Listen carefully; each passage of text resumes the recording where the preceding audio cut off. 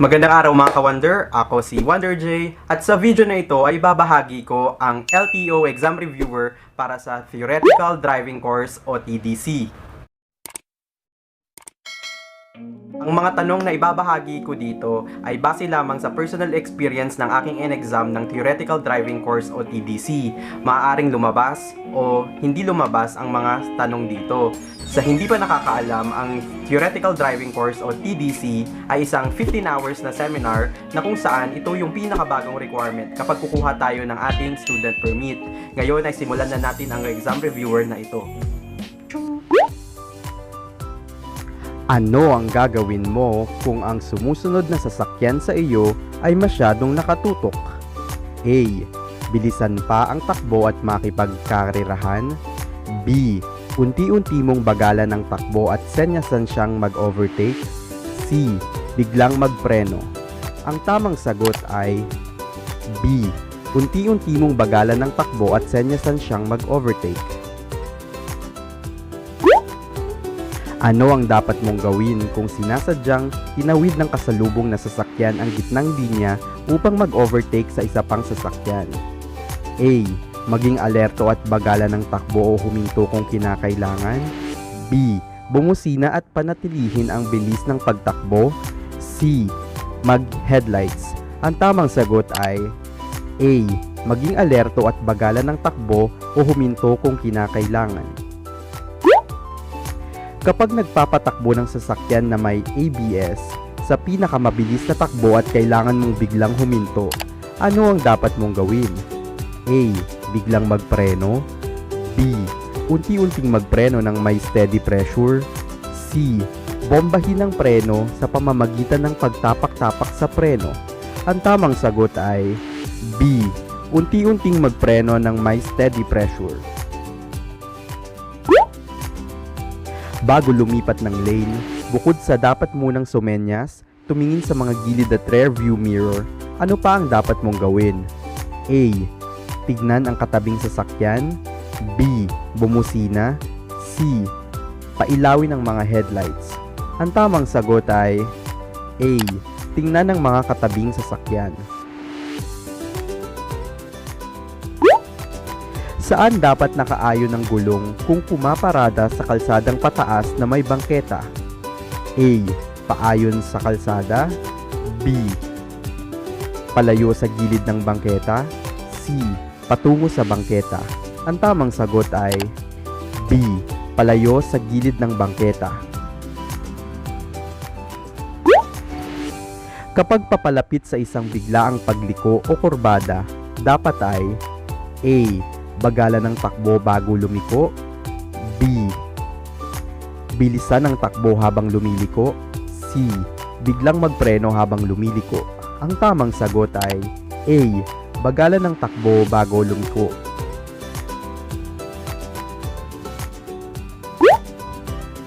Ang bilis ng pagmamaneho sa gabi ay nakasalalay sa A. Pisikal, tamang kaisipan at kakayanan ng driver. B. Kaayusan ng sasakyan sa kanyang kabuuan at lagay ng panahon. C. Lahat ng sagot ay tama.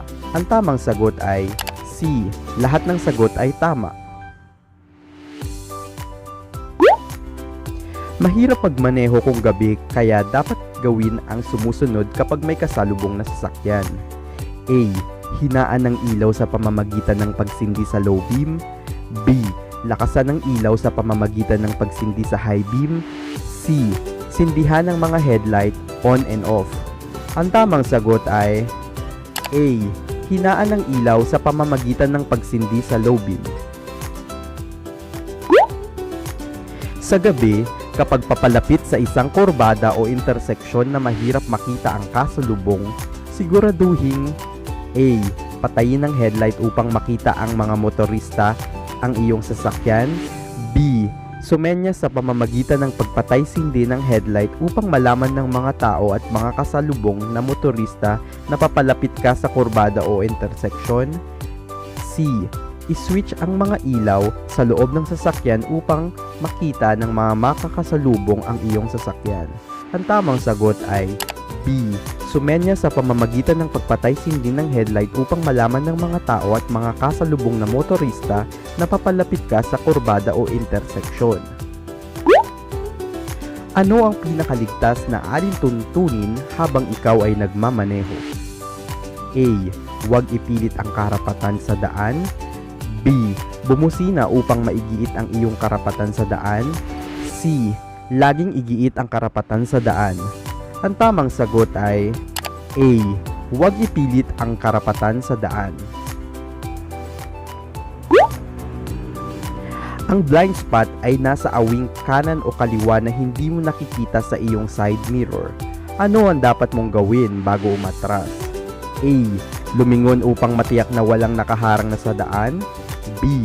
Ipaling ng sagad ang gulong sa kanan bago huminto. C. Ipaling ng sagad ang gulong sa kaliwa bago huminto. Ang tamang sagot ay A. Lumingon upang matiyak na walang nakaharang sa daan. Maiiwasan ng mga road crash kung A. Susundin ang mga senyas pantrapiko at mga alituntunin at regulasyon ng batas trapiko. B. Ganap na hindi susundin ang mga batas trapiko. C. Ang mga driver ay walang alam sa batas trapiko. Ang tamang sagot ay A. Susundin ang mga senyas pantrapiko at alituntunin at regulasyon ng batas trapiko. Ano ang dapat mong gawin kapag nagmamaneho sa highway na maraming lubak? A. Bilisan ng takbo. B. Bagalan ng takbo. C. Palaging lumipat ng lane. Ang tamang sagot ay B. Bagalan ng takbo. Kung minsan dumaraan ng driver sa isang kalye na maraming sasakyan at maraming tao, alin sa mga sumusunod ang dapat niyang gawin? A. Bagalan ng takbo at tingnan kung ligtas ang pagdaan. B. Magpatuloy sa normal na takbo. C. Huminto anuman ang mangyari. Ang tamang sagot ay A. Bagalan ng takbo at tingnan kung ligtas ang pagdaan.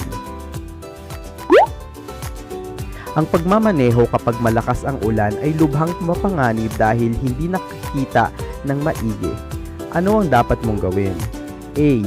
Kapag hindi ka na makakita ng mahigit sa 20 metro sa harapan mo, i-switch ang hazard lights or headlight at maghanap ng ligtas na mapaparadahan.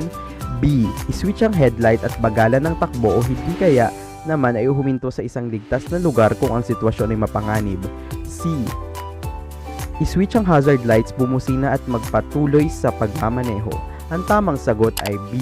I-switch ang headlights at bagalan ng takbo o di kaya naman ay huminto sa isang ligtas na lugar kung ang sitwasyon ay mapanganib. Kung may nakita kang bola sa mula sa likuran ng isang nakaparadang sasakyan sa isang kalye, malamang na may batang sumusunog dito. Ano ang gagawin mo? A. Bilisan ng takbo. B. Bagalan ng takbo. C. Bumusina at panatilihin ang tabilis ng takbo. Ang tamang sagot ay B. Bagalan ng takbo. Ang pinakamabisang gawin sa isang tumututok ay A. Huwag siyang pansinin ngunit huwag siyang hayaang makalayo. B. Bagalan ng takbo at bigyan daan ang nasa likod. C. Bilisan ng takbo at maging alesto sa pagpreno. Ang tamang sagot ay B. Bagalan ng takbo at bigyan daan ang nasa likod. Ano ang dapat mong gawin kung nakakita ka ng senyas trapiko na nagsasabing accident prone area? A. Bagalan ng takbo at higit na maging alisto. B. Bilisan ng takbo. C. Bumusina at panatilihin ang normal mong bilis. Ang tamang sagot ay A. Bagalan ng takbo at higit na maging alisto. Alin sa mga sumusunod ang hindi ligtas na lugar sa pag-overtake o paglusot? A. Kapag papalapit sa paahon na lugar o kurbada. B. Sa intersection. C. Lahat ng sagot. Ang tamang sagot ay C. Lahat ng sagot. Ano ang dapat mong gawin kung ang isang paparating na sasakyan ay napilitang tumawid sa gitnang linya upang hindi mabangga ang isa pang sasakyan na biglang lumipat mula sa kanyang linya? A. Huwag itong pansinin sapagkat ikaw ay may karapatan sa daan. B. bumusina at buksan ang headlight. C. Maging alisto, maghandang bagalan ng takbo at magbigay ng daan. Ang tamang sagot ay C. Maging alisto, maghandang bagalan ng takbo at magbigay ng daan. Ang pagwawalang bahala sa mga ilaw trapiko kapag gabi na ay A. Makakatulong upang higit kang maging magaling na driver. B. Maaari kang maaksidente at mamatay. C. Makakatipid sa konsumo ng gasolina o krudo. Ang tamang sagot ay B. Maaari kang maaksidente at mamatay. Kung nagmamaneho sa lane na may hangganan, ano ang una mong gagawin upang makapasok sa pangunahing kalsada ng hindi nakakaistorbo? A. Biglang lumipat sa lane sa kaliwa. B. Iangkop ang bilis ng takbo. C. Bagalan ng takbo ng sasakyan. Ang tamang sagot ay B. Iangkop ang bilis ng takbo. Kapag gusto mong bagalan ng takbo mo o huminto, dapat na A. Bumusina. B. Banayad na tapakan ng preno upang umilaw ang iyong brake lights. C. Manatili sa iyong lane at huminto. Ang tamang sagot ay B. Banayad na tapakan ng preno upang umilaw ang iyong brake lights. Ano ang dapat mong gawin kung nagmamaneho ka sa gabi sa bulubunduking kalsada? A. Bumusina kapag papalapit sa kurbada. B. Mag-ilaw at bilisan. C. Itaas baba ang headlight sa tuwing papalapit ng kurbada. Ang tamang sagot ay C. Itaas baba ang headlight sa tuwing papalapit ng kurbada. Higit na mapanganib na magmaneho ng mabilis sa gabi kaysa sa araw sapagkat A. Higit na maraming tao sa kalaliman ng gabi. B. Ang mga daan ay maaaring maging higit na madulas sa gabi. C. Hindi ka nakakakita ng malayo sa gabi. Ang tamang sagot ay C. Hindi ka makakakita ng malayo sa gabi. Bago mag-U-turn, dapat A. Tingnan ang daloy ng sasakyan sa likuran mo at sumenyas nakakaliwa ka. B. Bagalan ng kaunti ang pagtakbo at agad na mag-U-turn at lumipat sa fast lane. C. Manatili sa kaliwang lane at lumiko ng mabilis. Ang tamang sagot ay A. Tingnan ang daloy ng sasakyan sa likuran mo at sumenyas nakakaliwa ka. Ang maayos na driver ay matutugunan ang responsibilidad sa lipunan sa pamamagitan ng A. Pagmamaneho ng maingay upang mapansin ng mga nadadaang residente. B. Laging pagsasaalang-alang sa mga tumatawid sa kalsada at sa mga sasakyang nakapaligid. C. Maya't mayang pagbusina upang takutin ang mga naglalakad. Ang tamang sagot ay B. Laging pagsasaalang-alang sa mga tumatawid sa kalsada at mga sasakyang nakapaligid.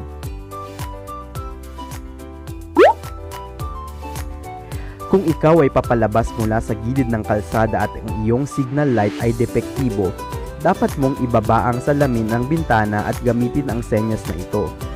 A. Iunat ang kaliwang braso. B. Iunat ang kaliwang braso pataas. C. Iunat ang kaliwang braso pababa.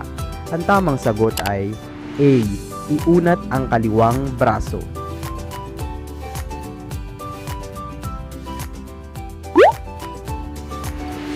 Kapag ang minamaneho mong sasakyan ay lumihis sa kalsada o tumama sa poste ng kuryente o nakaparadang sasakyan, malamang na ang dahilan nito ay A. Mabilis ang iyong pagpapatakbo at nawalan ka ng kontrol sa iyong sasakyan. B. Nawalan ka ng preno.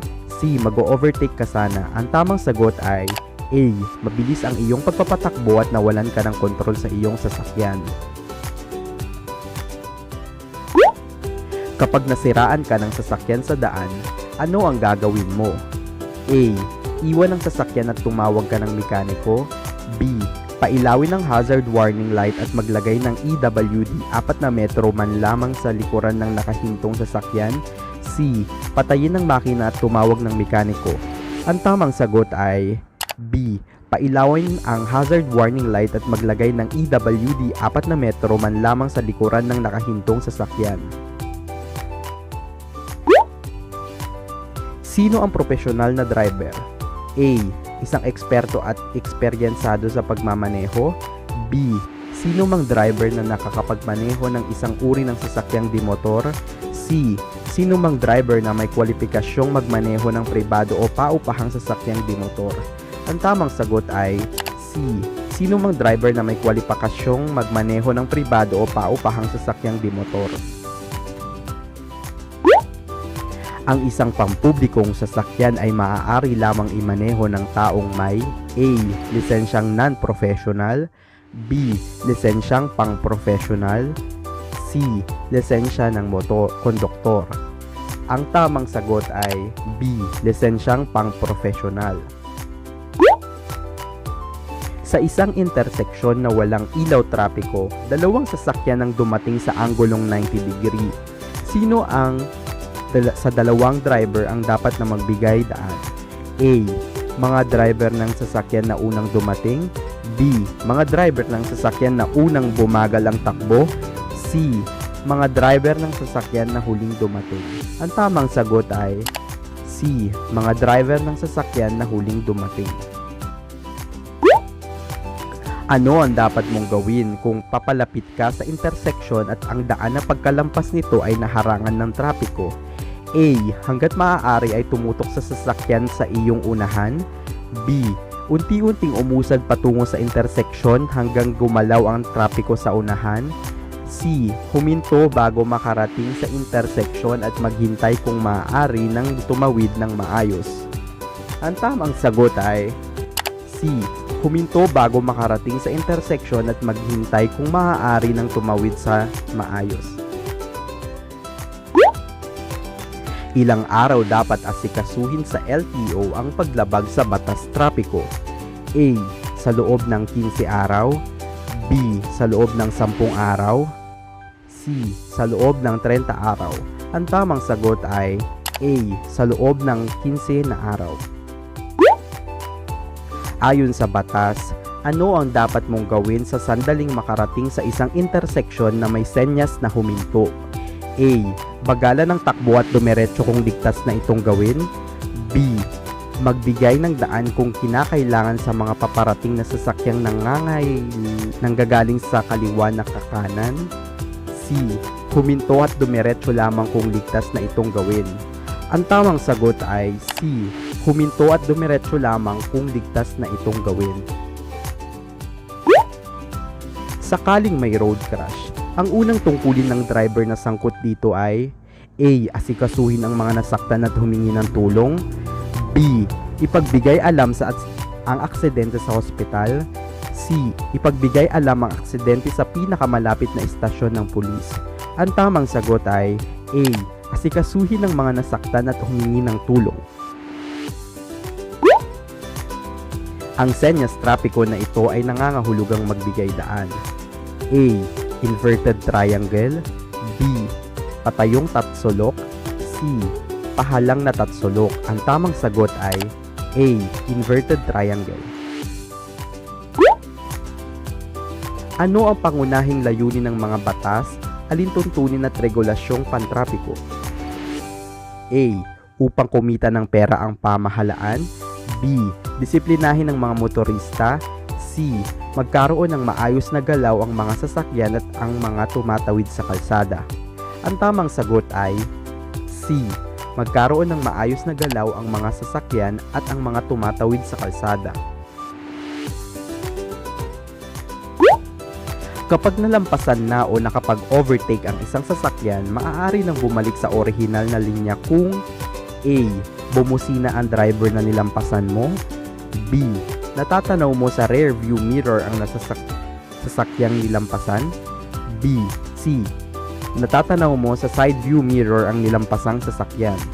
Ang tamang sagot ay B. Natatanaw mo sa rear view mirror ang sasakyang nilampasan. O pwede rin C. Natatanaw mo sa side view mirror ang nilampasang sasakyan. Ang kulay berdeng ilaw sa isang interseksyon ay nangangahulugan na A. Pinahihintulutang tumawid sa lahat ng tawiran ng mga tao. B. Hindi pinahihintulutang tumawid sa lahat ng tawiran ng mga tao. C. Ang mga sasakyan sa kabilang kalsada ay nakahinto. Ang tamang sagot ay C. Ang mga sasakyan sa kabilang kalsada ay nakahinto. Kung paparada ka sa isang kalsadang pataas at walang bangketa, iayos ang gulong patungo sa A. Gitna ng kalsada, B. Gilid ng kalsada, C. Dulo ng kalsada. Ang tamang sagot ay B. Gilid ng kalsada. Ang kumikisap-kisap na dilaw na ilaw pantrapiko ay nangangahulugan na A. Bagalan ng takbo at dumiretso ng may pag-iingat. B. Ikaw ang may higit na karapatan kaysa sa kumikisap-kisap na dilaw na ilaw. C. May mga sasakyang tumatawid mula sa kabila. Ang tamang sagot ay A. Bagalan ng takbo at dumiretso ng may pag-iingat. Pinahihintulutan ang pagparada kung ang sasakyan ay A. Lampas 4 na metro sa Boca Insejo. B. Nasa loob ng 3 metro ng interseksyon ng mga linyang kurbada. C. Nasa interseksyon. Ang tamang sagot ay A. Lampas 4 na metro sa Boca Insejo. Sa kalsada ng pangdalawahang sasakyan, ang pag-overtake ay pinahihintulutan sa A. Kanang bahagi ng kalsada o bangketa. B. Kurbada o blind curve na may buong linyang dilaw. C. Kaliwang lane. Ang tamang sagot ay C. Kaliwang lane. Ang mga motorista na mabagal kaysa iba ay dapat na nasa A. Lane sa gawing labas o dulong kanan. B. Lane sa gitna. C. Lane sa gawing loob o dulong kaliwa. Ang tamang sagot ay A. Lane sa gawing labas o dulong kanan. Kailan ka dapat ganap na huminto? A. Kapag may dilaw na ilaw na kumikisap-kisap. B. Kapag pula ang ilaw trapiko. C. Kapag nasa interseksyon. Ang tamang sagot ay B. Kapag pula ang ilaw trapiko. Saan mo kailangan huminto kung may pulang traffic light? A. Huminto bago makarating sa stopline. B. Huminto ng lampas o malayo pa sa stopline. C. Huminto ng walang 4 na metrong distansya sa likuran ng sinusundang sasakyan. Ang tamang sagot ay A. Huminto bago makarating sa stopline. Ang tamang senyas ng kamay kapag kumakanan ay A. Ang kaliwang braso nakaturo sa kaliwa. B. Ang kaliwang braso ay nakaturo sa taitaas. C. Ang kaliwang braso ay nakapababa na ang kamay ay nakaturo sa ibaba. Ang tamang sagot ay ang kaliwang braso ay nakaturo sa itaas. Tila madali lamang lampasan ng ibang mga sasakyan sa daan, subalit nangangailangan ito ng magandang tiyempo, mahusay sa pagtatansya ng distansya, at mahusay na kondisyon ng sasakyan. Saan ito madalas ipinagbabawal? A. Sa mga highway. B. Sa mga highway na maraming lane. C. Sa kurbada. Ang tamang sagot ay C. Sa kurbada. Ang puting putol-putol na linya sa kalsadang salubungan ay nangangahulugan na A. Ang paglampas o pag-overtake ay maaaring gawin anumang oras. B. Nihiwalay nito ang pagdaloy ng mga sasakyan sa magkabilang direksyon. C. Talagang hindi ipinahihintulot ang pag-cross. Ang tamang sagot ay B. Hinihiwalay nito ang pagdaloy ng mga sasakyan sa magkabilang direksyon. Ano ang kahulugan ng dobleng linyang dilaw? A.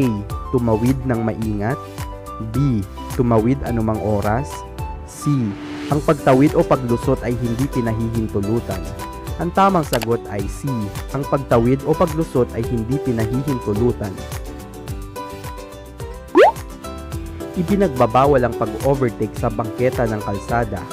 Maaari kang lumusot sa gawing kanan ng isang sasakyan patungo sa iisang direksyon kung A. Ang highway ay may higit sa 2 lane patungo sa iisang direksyon. B. Ang daan ay may 2 lane kasalungat ng iyong direksyon. C. May bakante sa gilid ng kalsada. Ang tamang sagot ay A. Ang highway ay may higit sa 2 lane patungo sa iisang direksyon. Kapag papalapit sa interseksyong may karatulang nagsasabing magbigay daan o yield, kailangang A. Huminto bago pumasok sa interseksyon. B. Bagalan ng takbo at pagkatapos ay pumasok sa interseksyon kung ligtas. C. Pumasok agad sa interseksyon. Ang tamang sagot ay B. Bagalan ng takbo at pagkatapos ay pumasok sa interseksyon kung ligtas. Kapag pumarada sa kalsadang pababa na may bangketa, saan dapat imaniobra ang mga unahang gulong? A.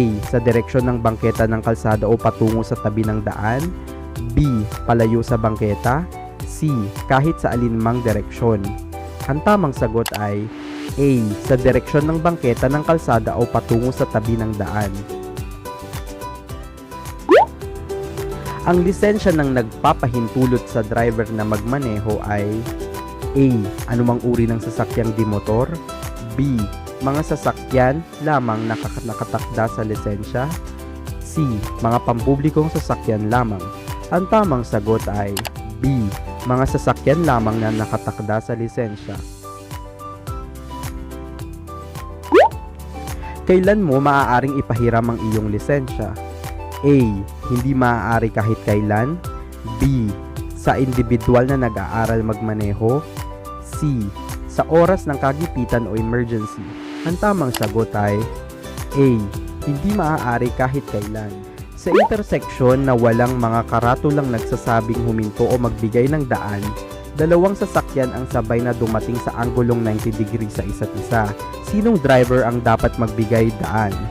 A. Mga driver ng sasakyan sa kanan. B. Mga driver ng sasakyan sa kaliwa. C. Alinman sa dalawa ay may unang karapatan. Ang tamang sagot ay A. Mga driver ng sasakyan sa kanan. Ang ilang karatula ng senyas ay tinatawag na lane use sign.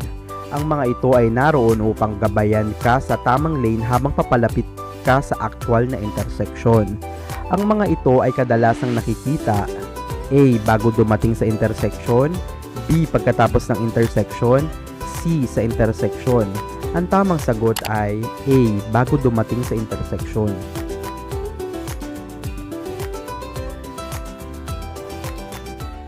Kapag nakasabay mo ang isang sasakyang pang-emergency na nakabukas ang sirena, ano ang dapat mong gawin? A. Harangan ang kanilang daan at huwag silang padaanin. B. Huwag pansinin. C. Tumabi sa kaliwa o kanan at magbigay daan. Ang tamang sagot ay C. Tumabi sa kaliwa o kanan at magbigay daan. Kapag nasa highway, mapapadaan ang driver sa A. Mga tumatawid sa tawiran. B. Mga tumatawid sa intersection na may nagtatraffic na traffic enforcer. C. Mga sasakyang papasok sa highway. Ang tamang sagot ay A. Mga tumatawid sa tawiran. Ang U-turn ay ginagamit upang pumunta sa kabilang direksyon. Alin sa mga sumusunod ang pinahihintulutan? A. Di sinasadyang pagpasok sa kalsadang one-way. B. Doon sa mga nakapaskil na senyas na bawal mag-U-turn. C. Kung ang paparating ng sasakyan sa kabilang kalsada ay higit na malayo sa 60 metro. Ang tamang sagot ay A. Di sinasadyang pagpasok sa kalsadang one-way. Ito ang mga lumalabas na kadalasang traffic and road signs. Pedestrian crossing ahead. No left turn. No parking. Dangerous left double curve. No parking. No stopping. Traffic light signal ahead. End of a speed limit. No entry for cars. Give way. Roundabout. Do not enter if the car is more than 3.5 meters in height. No blowing of horns. No U-turn. Road narrow ahead. Railroad crossing. Dangerous curb ahead. Downhill course. Slippery road. Approach to intersection. Speed limit is 30 km per hour. Approach to intersection, side road.